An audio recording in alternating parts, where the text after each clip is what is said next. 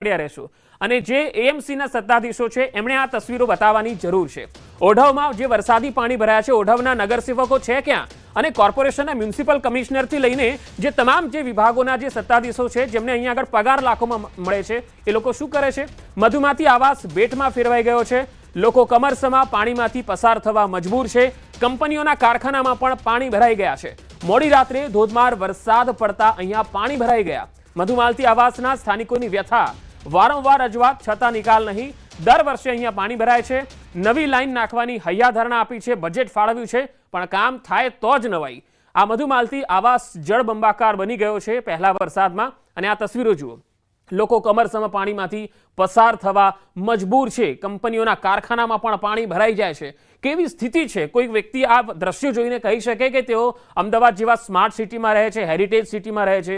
કોઈ પણ વિદેશી વ્યક્તિ જ્યારે આ દ્રશ્યો જોવે તો એમને ખ્યાલ આવી જાય કે આ ગુજરાતનું કયું શહેર હોઈ શકે, કારણ કે સ્માર્ટ સિટી જેવું તો કંઈ છે જ નહીં। લોકો બોટ લઈને નીકળી રહ્યા છે આ સ્માર્ટ સિટીમાં અને જે પૂર્વ વિસ્તારના જે નગરસેવકો છે, જે મોટા મોટા દાવાઓ કરે છે અને રિબીનો કાપવા માટે વારંવાર આવી જાય છે, જરા આ દ્રશ્યો જોવે અને આ એરિયામાં પણ આંટો મારી આવે। લોકો કમરસમાં પાણીમાંથી પસાર થવા મજબૂર છે। વધુ માહિતી મેળવીએ, સંવાદદાતા વિભુ પટેલ મારી સાથે જોડાયા છે। વિભુ, સ્થાનિક લોકો જે છે એ હાલાકી ભોગવી રહ્યા છે। એક પણ નગરસેવક કે પછી કોર્પોરેશનના અધિકારી ફરકી રહ્યા છે ખરા આ વિસ્તારોમાં?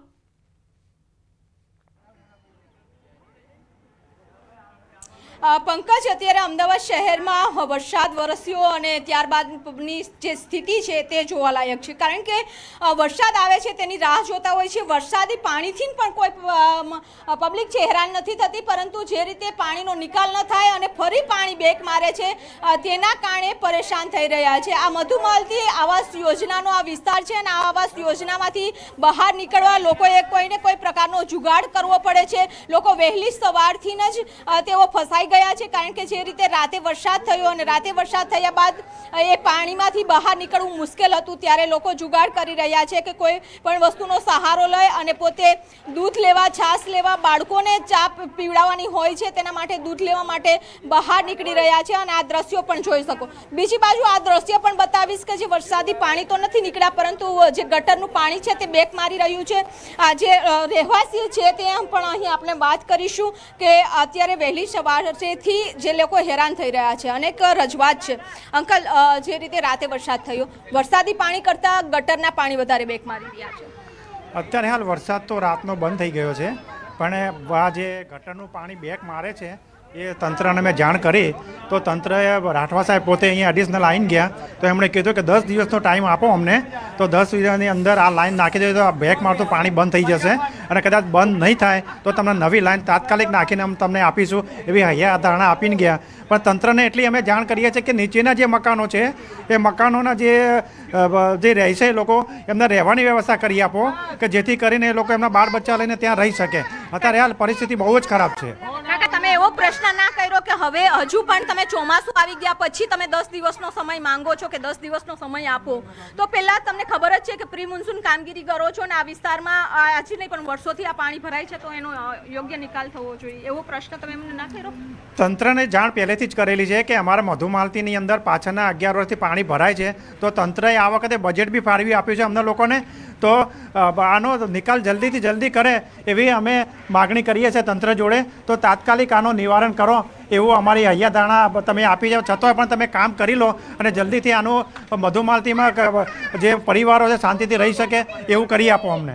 તો આ કાકા પણ છે કે કાકા, નીચેના જે વિસ્તારો છે કે અત્યારે પાણી ભરેલું છે, અત્યારે પણ જોઈ શકાય છે કે ત્યાં સુધી પહોંચાય તેવી સ્થિતિ નથી, તો તમે રજૂઆત કરી છે કે એ લોકો માટે કંઈક વૈકલ્પિક વ્યવસ્થા કરવામાં આવે?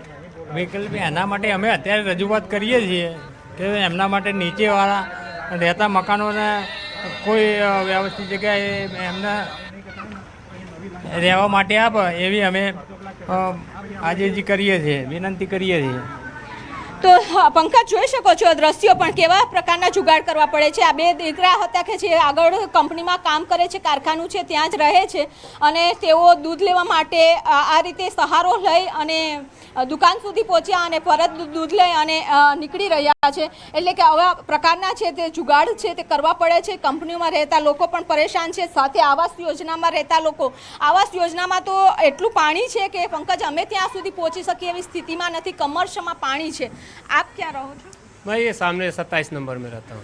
अच्छा, वहाँ पानी कितना है? पानी फैक्ट्री के अंदर इतना है, इतनी मुश्किल हो रही है? बहुत मुश्किल हो रहा है। सारा सामान खराब हो गया है, जितना इलेक्ट्रिक का पार्ट है सब खराब हो गया है। पूरा फैमिली रहता है या? नहीं, यहाँ हम लोग खाली वर्कर रहते हैं, काम करते हैं, यही रूम है, यही रहते हैं। तो अभी रात कैसे गुजारी? ऊपर रहते हैं, रहने का रूम ऊपर है, नीचे काम करने का है, वो पूरा का पूरा खराब हो गया है। તો અત્યારે પણ આ જે લોકો છે તે જોઈ શકો છો કે આવાસ યોજનામાં પણ નીચેના ફ્લોર ઉપર જે લોકો રહે છે તેમને ઉપર કોઈના પણ ફ્લોર ઉપર જાય અને સહારો લેવાનો પ્રયાસ કરવો પડ્યો છે। સાથે જ કારખાના છે કે જેમાં કર્મચારીઓ રહે છે તે લોકોએ પણ ઉપરના ધાબા ઉપર જઈને રાત વિતાવી પડી તે દ્રશ્યો છે તે જોવા મળી રહ્યા છે। એટલે કે આ લોકો હેરાન થઈ રહ્યા છે। કહેવામાં આવે છે કોર્પોરેશનની ટીમ આવી હતી પરંતુ હજુ પણ 10 દિવસનો સમય માંગ્યો છે। એટલે કહી શકાય કે જો પહેલા જ વરસાદમાં આ પ્રકારની સ્થિતિ જોવા મળતી હોય અને સમય માંગવો પડે તો પણ જે તંત્ર સામે સવાલો ઉઠે છે કારણ કે પ્રી મોન્સૂન કામગીરી છે તે કરવામાં આવતી હોય છે અને એને ખ્યાલ પણ છે કે આ વિસ્તારમાં આ પ્રકારની પરિસ્થિતિ સર્જાઈ છે તેમ છતાં પણ હજુ 10 દિવસનો સમય માંગવામાં આવે છે અને કહેવામાં આવે છે કે ત્યાં અમે વ્યવસ્થા કરી આપીશું।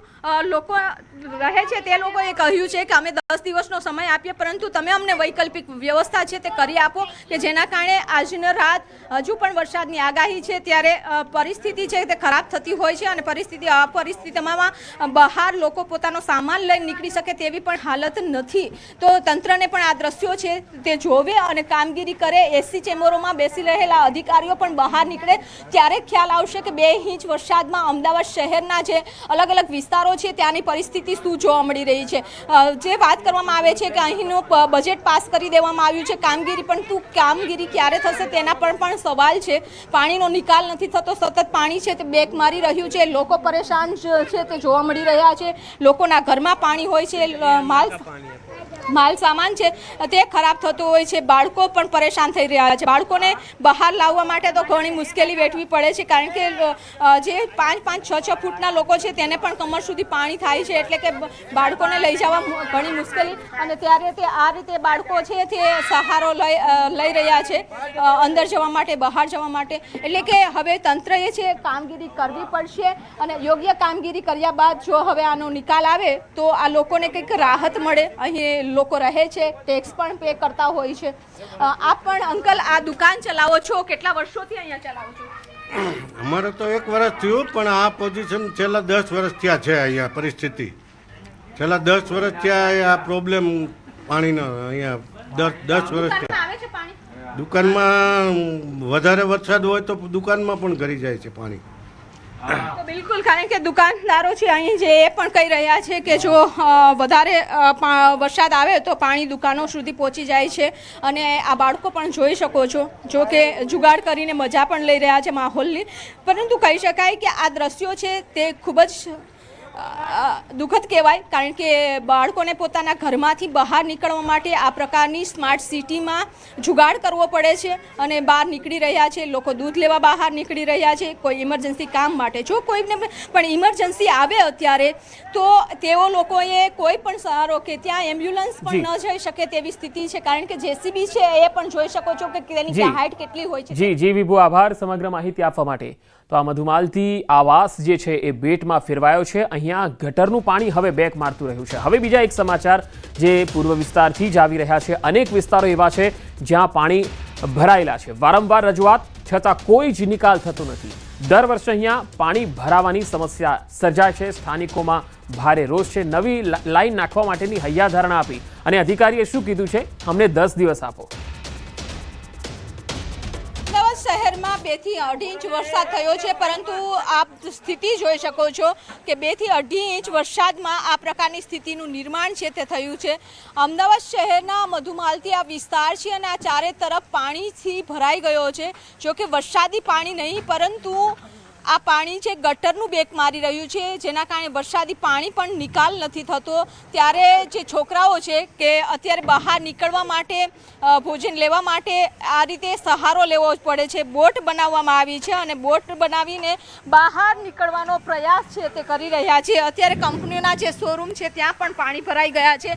પહેલા આપ કયા વિસ્તારમાં રહો છો? હા, કયા વિસ્તારમાં રહો છો તમે? અમે શ્રીનાથમાં। અત્યારે તમારે આ બોટ બનાવીને બહાર નીકળવા સહારો લેવો પડ્યો છે? બહાર નીકળવામાં खाली दूध और चा बनावा માટે दूध लावा है। અચ્છા, તમે ત્યાં જ રહ્યો છો? हाँ, यहाँ જ અંદર રહો કંપનીમાં। ઓકે, અત્યારે કેટલું પાણી છે વિસ્તારમાં અંદર? એટલો છે પાણી અંદર કંપનીમાં। આ કંપનીમાં પાણી છે અને કંપનીમાં પાણી હોવાના કારણે આપ જોઈ શકો છો કે આ બોટ બનાવીને સહારો કરવો પડ્યો છે, દૂધ લેવા છે તે બહાર આવી રહ્યા છે।